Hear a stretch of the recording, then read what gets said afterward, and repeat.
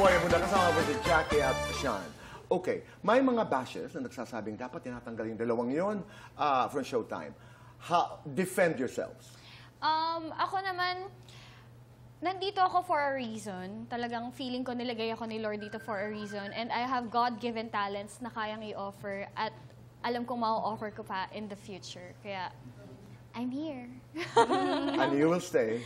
Yes. Ako naman po, yung position ko, sa masasabi ko po, hindi naman to naging madali. Naging talagang pinaghirapan, ginapang, ginawa lahat, binigay lahat.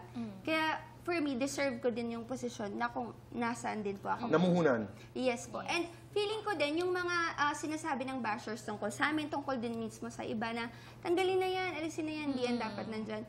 Feeling ko, kasi dun sa loob ng bahay namin, ng It's Showtime, yung mga kapitbahay, parang hindi naman ata sila yung magde-decide kung sino yung mawawala dun sa pamilya nung nandun sa bahay. Yes. Do you respond to bashing?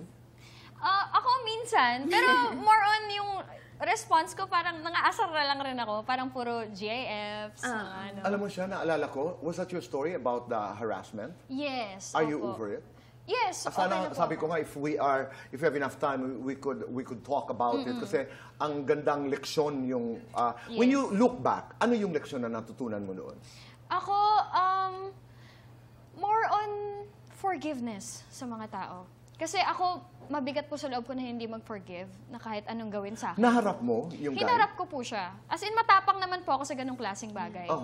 Talagang, inano ko naman siya. Sabi ko, kung nag-sorry ka lang sa akin nung una, patatawarin naman kita eh. Pero kung nilabanan niya kasi ako. So, binigyan ko siya ng, parang hinayaan ko kung anong pwedeng mangyari. And nung lumabas, actually ngayon ko lang ito sasabihin eh.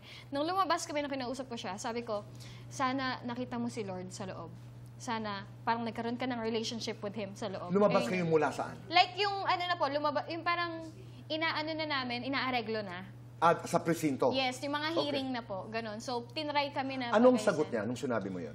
Yes daw po. Umiiyak pa po siya, ganyan. Pinag-pray ko siya. Pero nakakatakot yun, yung sasabayan ka sa elevator, susundan ka Super. sa unit mo, di ba?